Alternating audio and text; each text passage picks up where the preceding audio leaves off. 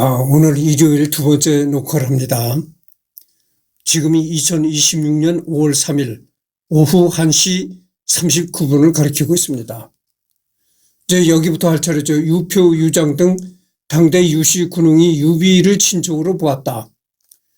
장송이 유장에게 유비를 소개하는 이유 중에 하나가 유비가 유장의 친척이라는 이유였다.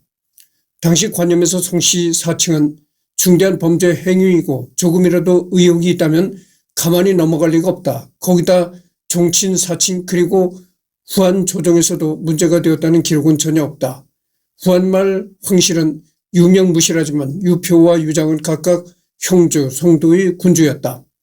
직접 유비와 만난 적도 있는데 만약 사칭이었다면 유비 세력은 끝장났을 것이다.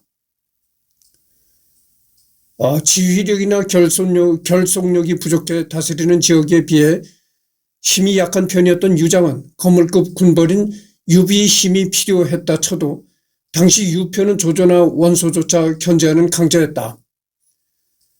유비의 실력이 탐날 수는 있겠지만 유표 세력이 언제 폭탄이 될 줄 모르는 혈통사기꾼을 안아야 할 정도로 급박한 적은 없었다. 이주와 형조는 후한 13주 중 인구와 생산력에서 1, 2위를 다투는 큰 주였다. 지금 하고 있는 부분이 이제 그 유비의 혈통 부분을 지금 하고 있는 겁니다.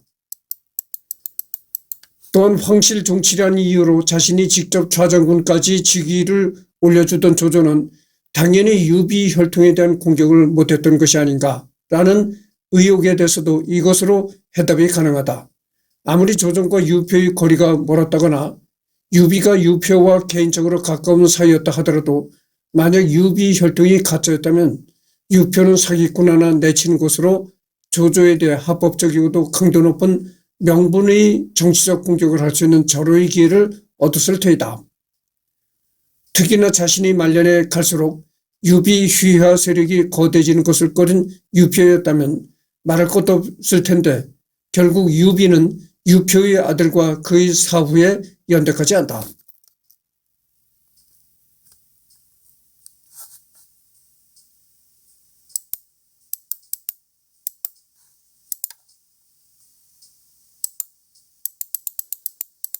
칭제 후 아무도 이의를 제기하지 않았다. 헌제가 조비에게 선양을 한 이후 물러났다. 이에 유비는 조비를 황제로 인정하지 않겠다면서 자신도 황제가 되었다. 당대 후한에서는 황족과 황족이 아닌 자에 대한 경계가 명확했으며 이 때문에 똑같이 칭제를 하더라도 원술은 온 천하가 적대한 반면 유표와 유원이 대놓고 황제가 쓰는 의전을 도입했을 때는 그런 반응이 별로 없었다. 게다가 유비가 칭제를 할 당시 상황을 보자면 사람들은 유비 칭제를 헌제 퇴위로 인한 어쩔 수 없는 칭제로 인정하기에 아무도 이의를 제기하지 않았는데 유비가 황족이었기에 헌제를 대신해서 한의 황제를 계승해도 아무도 뭐라 하지 않은 것이다. 이 당시 그 손권조차 이를 우려해서 함부로 칭제하지 못하는 상황이었는데 유비는 바로 칭제를 하고도 그 제의가 그대로 인정되었던 것은 이게 황족인 유비와 황족이 아닌 손권의 차이이기도 했다. 손권은 나중에 칭제하긴 하나 그것은 229년 즉 1호부터 9년이 지난 시점에서 후한이 완전히 멸망한 게 인증이 되고 나서야 칭제한 것이다.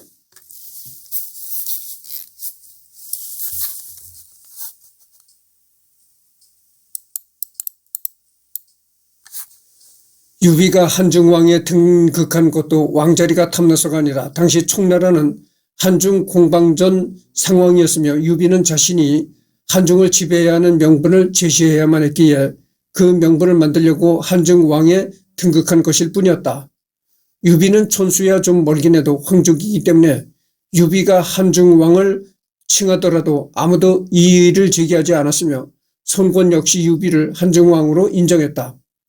이 왕이라는 자리는 군웅할거 시기에 가장 세력이 강성한 황족이었던 유표, 유장조차 감히 칭할 수 없었던 지위다. 한마디로 말해 유비가 황족이었기에 한중왕에 등극할 때도 심지어 천자로 제위할 때에도 그 어느 누구 하나 이의를 제기하지 않았던 것이며 만약 유비가 황족이 아니었더라면 한중왕으로 등극할 때 이미 누군가가 반드시 딴지를 걸었을 것이다. 이는 한고제 유방이 한신, 팽월, 영포 등의 제후를 숙성한 뒤 유시 황족만이 왕으로 될 수 있다고 규정했기 때문이다. 실제로 조조가 동소의 발의로 위공에 오를 것과 구석을 청할 때 순욱이 나서서 말렸고 조조가 위공을 오른 것은 순욱 사후 1년 뒤였다.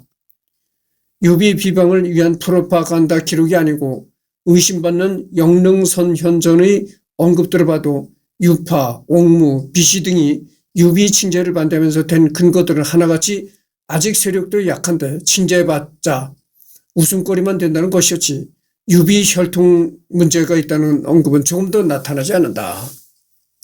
어쨌든 그 유비라는 사람은 그 황족의 혈통을 가졌었기 때문에 잠깐만요. 이게 마이크를 여기다 차지하는 채로 했네. 잠깐만요. 그래도 뭐 이상 없이 녹음이 됐으라고 생각합니다.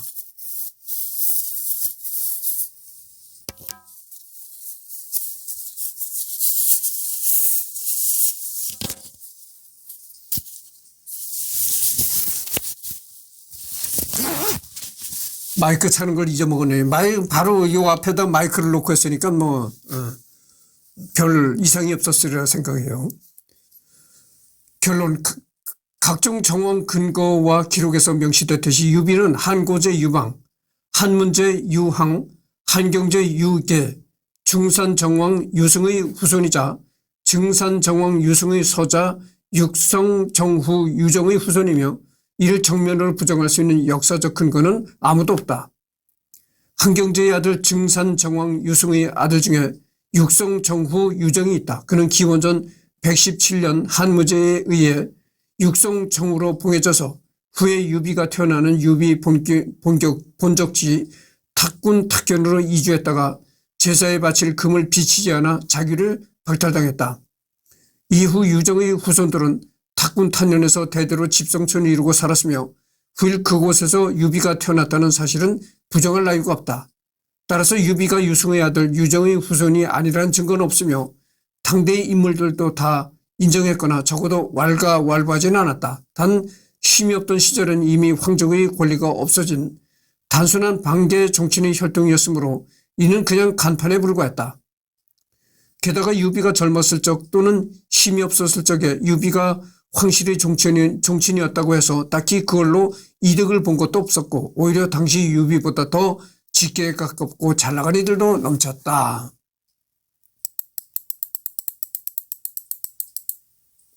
좌우지간에 이 유비의 혈통에 관해서 딴지를 거는 사람은 없었다 이런 얘기입니다. 한마디로 말하면 그런 얘기예요. 그러니까 뭐 황족이긴 하지만 유비가 황족이긴 하지만 황족과는 좀 이 반계 손이다 이거죠. 그러니까 좀 이렇게 거리가 먼, 그러니까 아주 거리가 먼 건 아니고 가까운 친척 정도는 아니었다 그거죠. 그런데도 어쨌든 황족인 것만은 분명하니까 그 혈통 문제에 대해서 누가 딴지를 거는 사람이 없었다 이런 얘기죠. 태어났을 때부터 유비는 황족의 피만 이어받았을 뿐 황족의 권리 따위는 없던, 그러니까 예전에 이 왕이 통치하던 국가에서는 이렇게 혈통을 중시했단 말이죠. 혈통을 중시했어요. 지금 또 혈통을 중시하는 데가 어디입니까? 북한이잖아요. 북한에 뭐 백두 혈통이다 해가지고 그 김씨 일가 혈통을 지녀야 꼭 이렇게 지도자가 될 수 있는 자질로 보는 거죠. 그러니까 지금의 북한은 옛날에 그 왕체제 국가와 똑같은 거예요.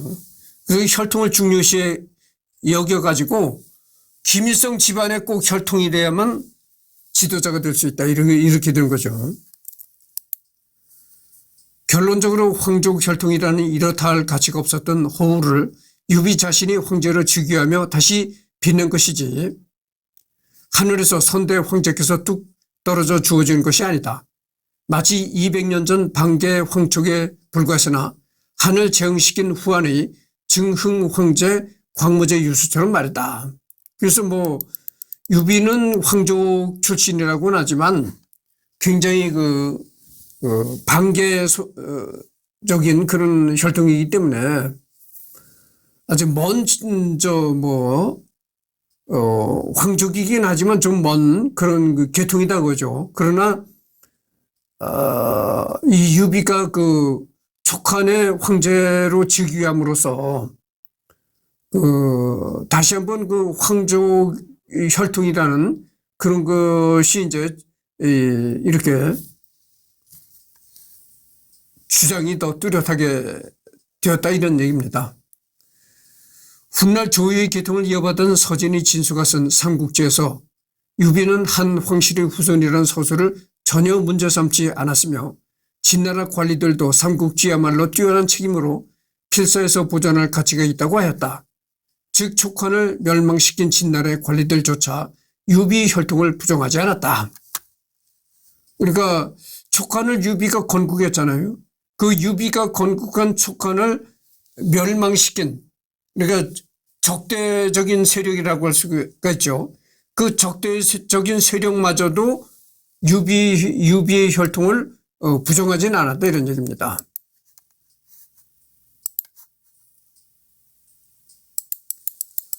그 다음에 기록의 오류가 나옵니다. 정사삼국지 선조전의 유비 선조에 대한 기록은 다음과 같다. 유정은 원수 6년에 탁현의 유성정으로 봉해졌으나 죽음에 연좌돼 후를 잃어서 일가를 이곳에 이뤘다.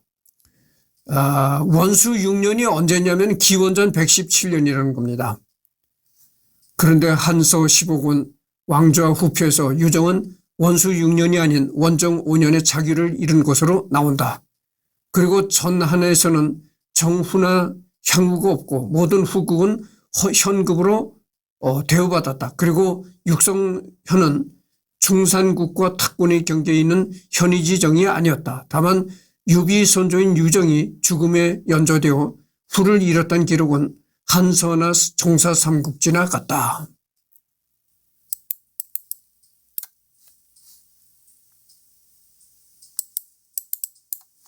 그렇다고 이 기록을 잘못되었다고 무시하기에는 살펴볼 만한 점이 있다. 우선 전한에서 모든 후국은 현급으로 대우받았다고는 하나 실상은 향 규모 정도밖에 되지 않는 소규모 후국이 적지 않았다. 유표의 경우에도 조상인 유교가 웅랑후였는데 웅랑은 후한에선 정에 불과했다. 그리고 왕자 후표 마지막에는 탁이라고 적혀있는데 왕자 후표 마지막의 지명을 후국이 전봉된 지역 이름으로 보는 학설이 있다.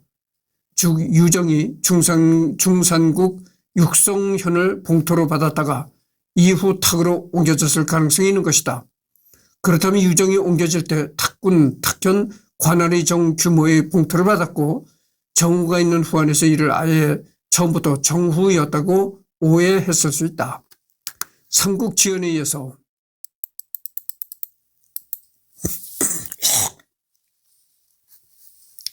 육성, 정후, 유정 이후 혈통 기록이 없는 정사원과는 달리 삼국지연에 의해서는 유비 혈통을 세세하게 언급한다. 앞서 설명했듯이 정사에서는 잠깐만요. 지금 내가 커피를 좀 먹어야 되겠습니다.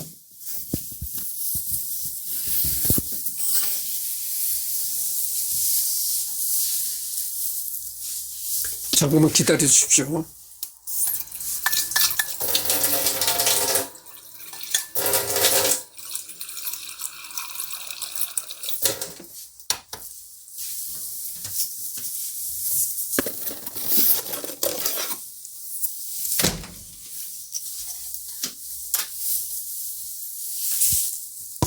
이 오후의 모니터를 올해 시선을 모니터에 정지시키니까 또 이렇게 졸음이 오는 그런 게 있습니다. 그래서 커피 한 잔을 또 먹고 해야 되겠어요. 커피를 먹으면 확실히 정신이 반짝 들어가는 뭐가 있습니다. 그래서 오후에 뭘 하면 이렇게 시선을 계속 이렇게 이동시키면 괜찮은데 시선을 한 곳으로 보면서 리딩해 가면 졸음이 온다고 하죠.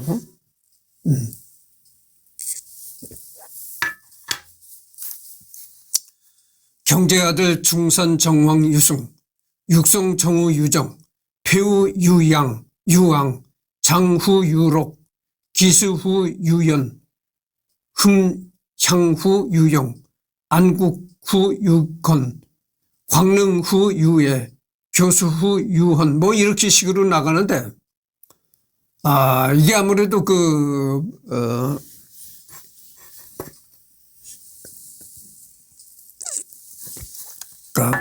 하나의 뭐 족보라고 봐야 되겠죠, 이게. 뭐.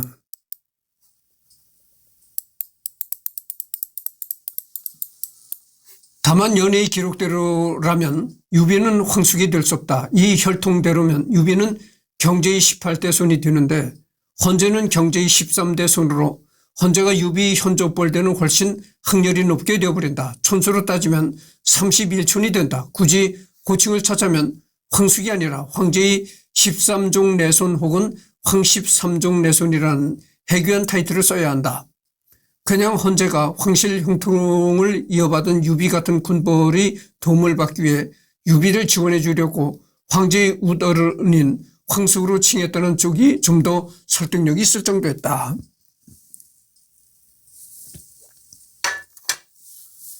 더군다나 유비는 까마득한 반계인데 반계는 보통 세대의 친척이 직계보다 느릴 수밖에 없다. 헌제도 경제의 직계는 아니지만 나름 황실 내부에서 혈통을 이어왔는데 한참 전에 반계가 된 유비 혈통이 18대 손까지 진행된 것은 부자연스럽다. 이렇게까지 진행이 빠르면 유비 직계 조상들은 아주 이른 나이에 결혼을 하고 장손으로만 가계를 이어왔다는 뜻이 된다. 실제로 경제와 유비의 연대 간격은 약 350년인데 이를 18대 손으로 나누면 평균 20년밖에 되지 않는다. 20년이면 당시 시대상으로 결혼을 해서 가정을 꾸리는 것까지는 별 무리가 없지만 첫 아이를 제외한 다른 아이까지 봤다고 보기에는 지나치게 이른 나이다.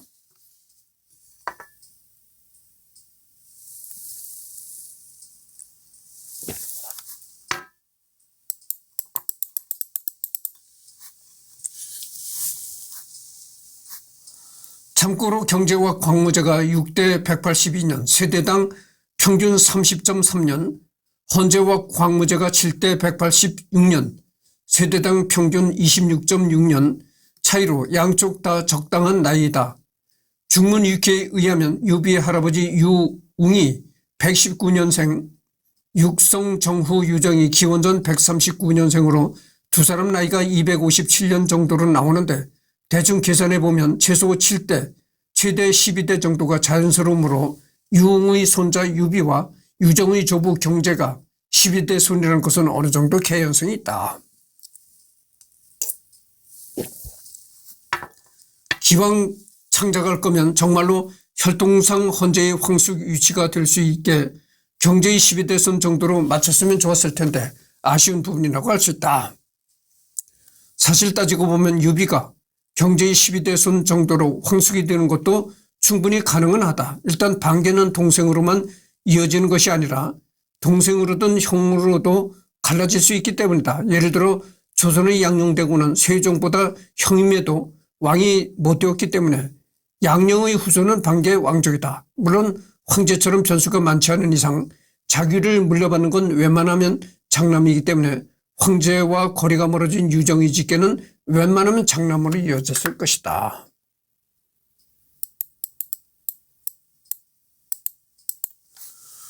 두 번째로 둘의 조상은 나이 차이가 많지 않다. 일단 헌제의 조상은 경제의 7남 장사 정왕 유발이고 유비의 조상인 경제의 9남 중산 정왕 유승보다 형이 맞다. 그런데 유승의 수많은 아들 중 유비의 조상인 육성 정우 유정과 유발의 아들 중 헌제의 조상인 용릉 절후 유매는 둘 다 출생 연도가 불명하다. 제후로 봉해진 연도로 따지면 유정은 기원전 127년, 유매는 기원전 124년으로 유정이 더 빠르다. 유승과 유발 모두 자식이 많았으므로 사촌지간인들 중 누가 더 나이가 많았는지는 불명이다. 오히려 제후 책봉 연도로 보면 유비 조상인 유정이 헌제의 조상인 유매보다 나이가 많을 수도 있다.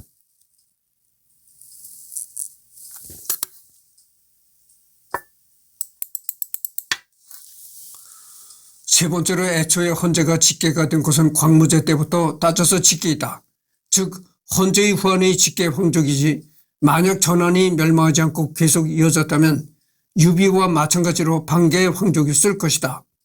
유비가 전한의 방계의 후손이라고 해도 헌제의 조상들 역시 전한 기준으로 방계의 황족이기 때문에 전한의 방계의 황족들은 유발과 유정의 세대 친족 중 유정만 딱히 내릴 이유는 없다. 마지막으로 유비가 방계란 건 경제의 방계, 유승의 방계, 유정의 방계, 유정 아들의 방계 이런 식으로 계속 방계란 소리가 아니라 둘의 공통 조상으로부터 갈라져 나온 시점부터 방계란 것이다. 위에 언급했다시피 중산 정왕은 아들이 너무 많아 직계여도 종친 취급을 못 받을 정도였으니 만약 유비가 유정의 직계였어도 아무 힘없는 일반 백성으로 사는 게 이상한 건 아니다.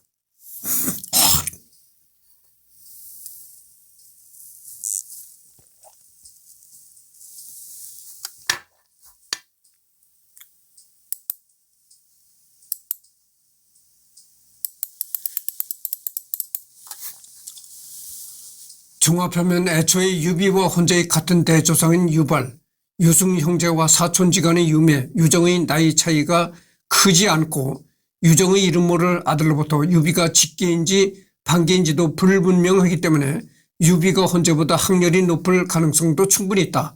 더 정확히 말하자면 유정 유비 사이에 중간에 누가 있었는지 장남인지 동생인지 전혀 기록이 없으니까 세대 친척이 더 느릴지 빠르지 않은 건 불가능하지만 유비가 경제의 11대에서 12대 손 되는 게 이론상 가능하다는 말이다.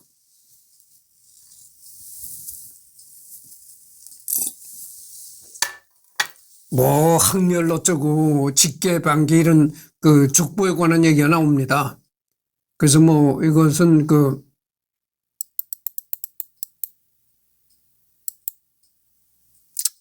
혈통 얘기는 이제 끝났습니다. 그리고 그 가족 관계, 가족 관계, 예?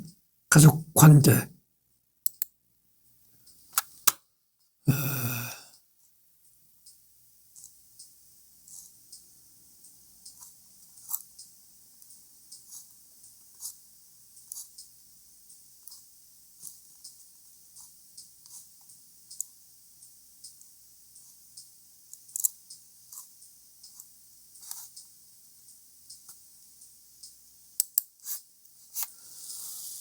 가족관계,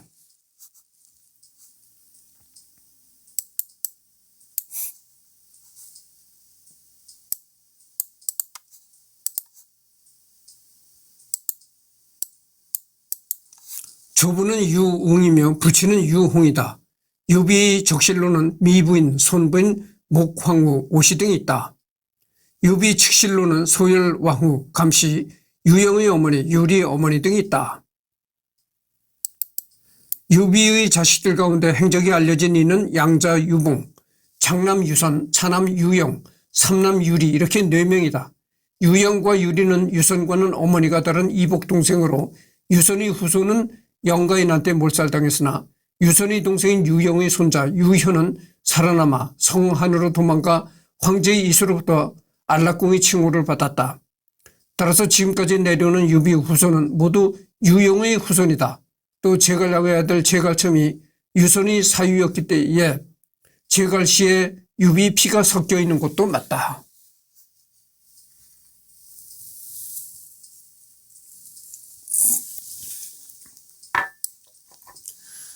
제갈량의 아들, 언젠가 전번에 내가 제갈량을 했잖아요. 이 제갈량의 아들 제갈첨이 그 유비의 아들 유선의 사유가 되었다는 거죠. 그러니까 뭐 이 제갈량이 유비 황제 밑에서 이제 지금으로 말하면 국무총리를 할 수 있는 그런 벼슬 했잖아요. 그런데 어쨌든 간에 유비와 이렇게 그 제갈량이 다 세상을 떠나고 그 후대에 가서 이렇게 유비 집안과 제갈량 집안이 이렇게 사돈을 맺었다 이런 얘기입니다. 유리 후손에 대해서는 알려진 바가 없다. 현존하는 유비 후손은 유창이라는 60대 손으로 아래 단락에 나온 청두 유비 해릉 앞에서 조상님이 거병하기 전에 했던 같은 일, 즉 집신과 돗자리를 팔아 생계를 유지하고 있다. 유비 초상화와 상당히 닮았으며 특히 눈썹은 반박이다.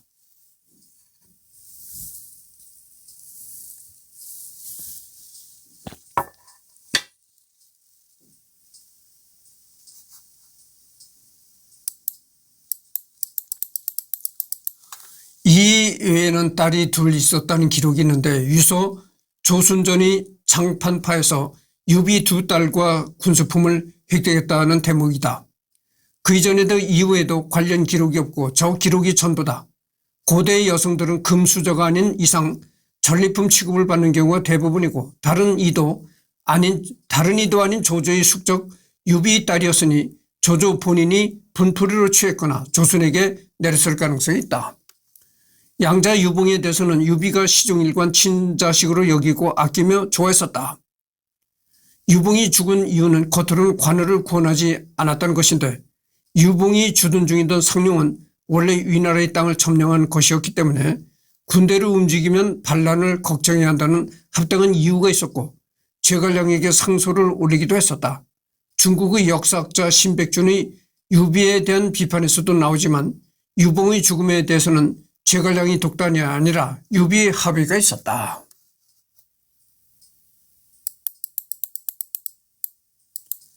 그러나 이는 지나치게 유봉에게 좋게 언급한 것인데 번성의 포유가 풀리기까지는 2달 걸렸다.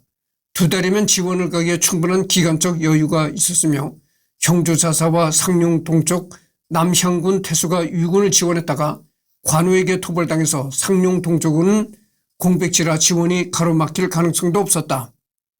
오히려 상룡에서 지원을 오지 않아 보급 문제도 있던 관우는 어쩔 수 없이 장기전에 돌입을 하고 만다.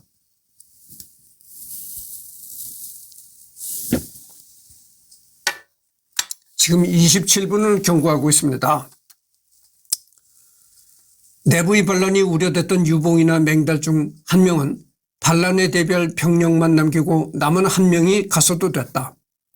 애초에 유비가 유봉과 맹달을 파견한 이유가 상룡에서 관우를 언제라도 지원할 것을 염두에 뒀으며 실제로도 신속히 지원이 가능하다고 판단한 배신데 반란 우려를 핑계로 서로 주도권 싸움이나 해대며 결국 관우와 남군, 강하, 유광구, 번성, 양양, 맥성들을 잃었으며 후에는 유봉, 맹달이 지키던 상룡도 결국 빼앗겼으니 후계자 문제 이전에 큰일을 그르친 것만으로 처형당할 이유는 충분했다. 그다음에가 무덤이 나옵니다. 무덤. 그다음에 기타가 나옵니다.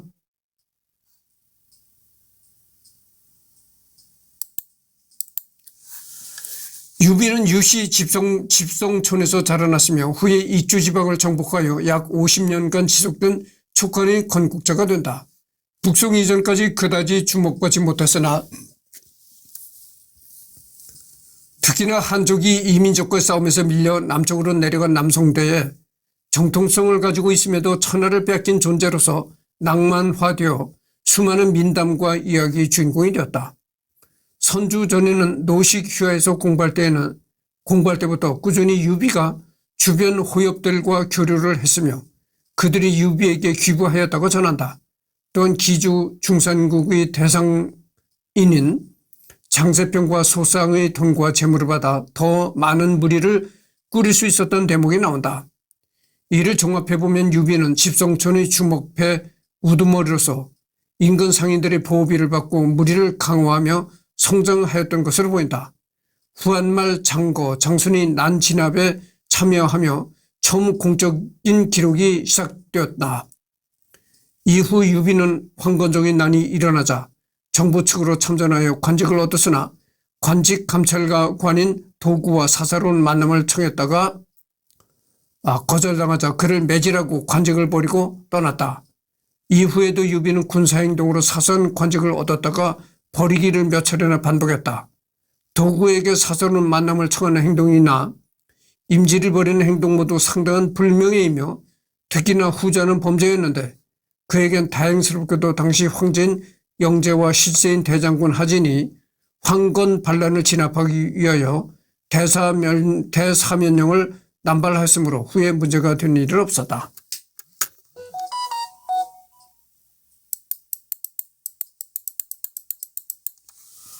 이러한 초기 유비 행보는 전형적인 주목표의 우두머리 행보로서 유방이 유협 집단을 이끌고 다니면서 세력을 키운 것과 크게 다르지 않다. 유방은 고향의 지역관리 소화나 하후영 등과도 친분이 있었고 해당 지역 토박이로서 거병한 반면 초기의 유비는 관우, 장비, 간홍 등의 몇몇 측근들만을 대동하면서 몇 년간이나 고향을 떠나 천하를 떠돌았다. 이후에도 군사력을 바탕으로 여러 군벌들 세력을 떠돌며 여러 전투에 참전하였다. 관도대전이 끝난 후 형주를 장악한 군벌이었던 유표 아래서 힘을 모았고 유표가 죽고 후계자가 북중국을 통일한 조조에게 항복하자 남부로 도망쳐 손권과 연합하였다. 적벽대전에서 남한은 조조의 대군을 물리치고 손권과 합의를 통해 남형주의 기반을 마련했다. 이후 동호의 남군 정복으로 조조의 남진 기세가 박살나자 유비는 촉으로 들어가 유장을 공격하고 익주를 차지했다.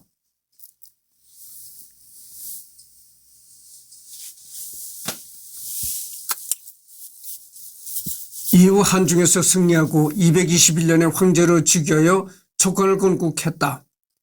동시에 자신과 한고조 유방을 동일시하여 한 황실이 부흥을 천명했다. 말년에는 이릉대전에서 대패하여 부족한 인재풀에 큰 치명상을 입혔다.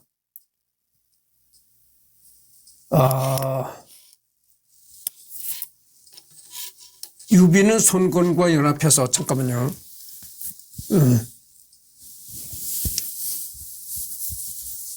잠깐만요.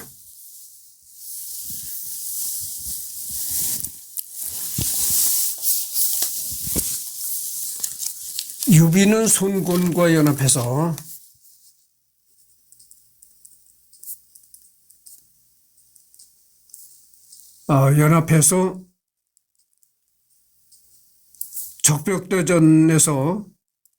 적벽대전에서 남하하는 조조의 대군을 물리쳤다.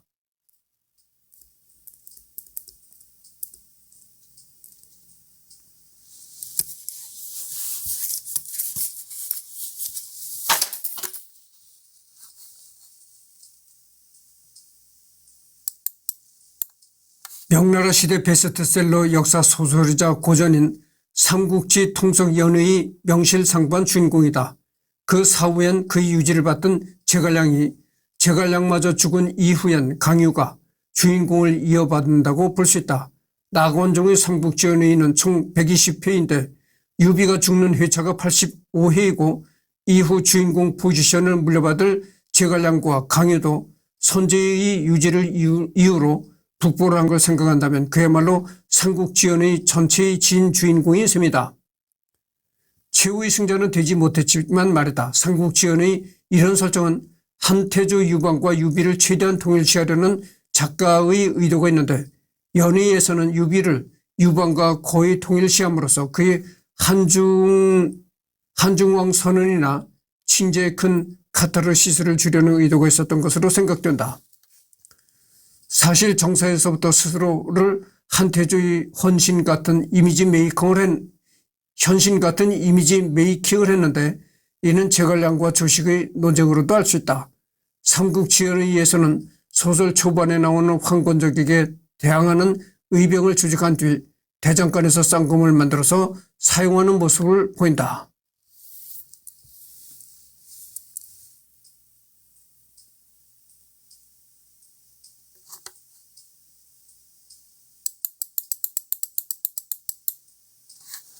삼국지 손가와 함께 현대까지 후손인이 전해져 내려온다. 공교롭게도 손권과 자기 부하였던 제갈량의 후손들이 모여 사는 곳과 가까운 곳에서 살고 있다고 한다. 무덤의 경우 진위 여부에 논란이 있고 그나마도 도굴당한 조조, 무덤터가 남아있지만 무덤 자체의 행방이 묘연한 손권과 달리 온전히 무덤이 보존되어 있다. 다만 여기에는 이설이 있는데 청도의 해릉은 의관청이고 유비 진짜 시신이 안장된 무덤은 다른 곳에 있다는 설이 꾸준히 제기되어 온 바 있다. 영재, 소재, 헌재, 유원, 유장, 유여, 유엽, 유표, 유총 등 후한말 유씨 인물과 친척 관계가 되나 엄밀히 말해 계승권과는 거리가 조금 먼 유씨이며 유비 족보 중간이 불분명해서 당시 황제들과는 정확한 촌수관계도 따지기 어렵다.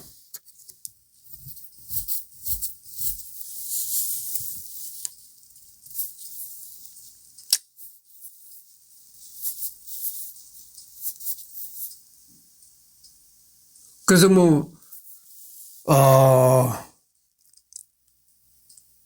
유비가 그 청두에 유비의 그 무덤이 있다는 거 그러는데 그 무덤이 그 직접 유비의 시신이 있는 무덤이 아니라는 얘기가 있다는 거죠. 직접 시신이 있는 무덤은 다른 곳에 있다 이런 얘기가 있다는 겁니다. 신장은 7척 5천 내 손을 아래로 내리면 무릎에 닿았고 눈을 돌려 자신의 귀를 볼 수 있었다. 전한 때는 1척이 23cm였으므로 172.5cm였겠지만 유비가 살았던 후한말 당시에는 1척이 23.7cm였다고 한다. 이에 따르면 유비 키는 대략 170에서 178 정도에 해당한다. 2020년대 동아시아에서는 평균보다 조금 더 큰 정도지만 당대에는 현대 190대 이상에서 해당하는 장신에 속한다. 그래서 이제 넘어가도록 하겠습니다. 키 가지고 세상 일이 키 가지고 하겠어요. 그러니까 넘어가도록 하겠습니다. 유비가 말했다. 안 됩니다. 명공은 여포가 정건양과 동태사를 섬기던 일을 보지 못하였습니까? 조조가 고개를 끄덕였다. 여포가 유비를 노려보며 말했다. 귀 큰 놈이 가장 믿지 못할 놈이로구나. 이건 후한서 여포 열전에 나왔던 얘기죠.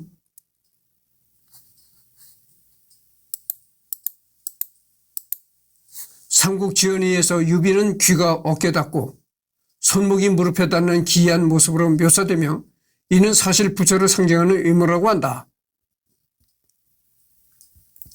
즉 유비가 팔이 길고 귀가 크다는 건 정사에서도 나오는 사실이다. 귀 큰 건 후대에도 대표적인 유비 아이덴티였는지 오죽하면 조선의 용비 어천가에서도 유비는 대귀하로 나온다. 귀가 크다는 것은 외모의 특징이기도 하지만 백성들의 고통을 잘 들어주는 현명하고 자비로운 인물이라는 상징적인 의미도 담겼다.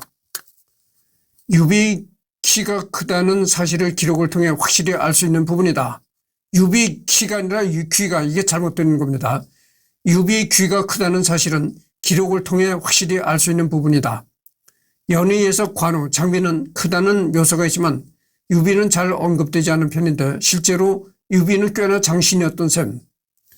귀가 크다는 것이 아니라 키가 크다는 얘기죠.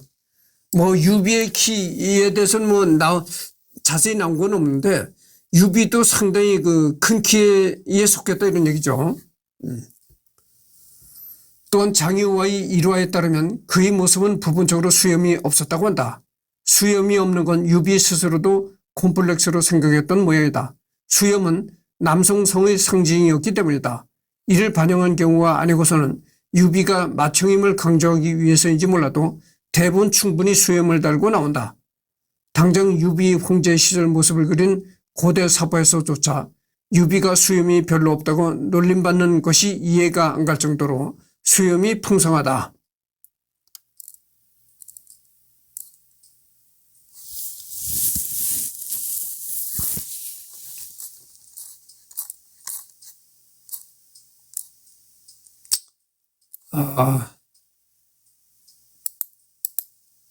그래서 지금 무덤도 했죠.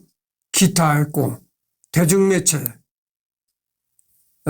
지금 40분을 지나갔네요. 그러니까 대중매체는 생략하겠습니다. 그래서 유비는 이제 완전히 끝났습니다. 완전히 끝났고, 여태까지는 계속 이 삼국지에 나오는 인물들을 다뤘거든요. 그래서 삼국지에 나오는 인물들이 참 유명한 사람들이 많잖아요. 그러니까 뭐 앞으로도 삼국지에 나오는 유명한 인물들을 계속 해야 되겠지만, 그러나 어쨌든 간에 좀 분위기를 바꿀 겸 다음 주에는 삼국지에 나오는 인물을 하지 않고 다른 계통의 사람을 또 하도록 하겠습니다. 그러나 어쨌든 간에 다른 분야의 사람을 한참 한 후에 그 다음에 또 삼국지에 나오는 인물을 다루기로 하겠습니다.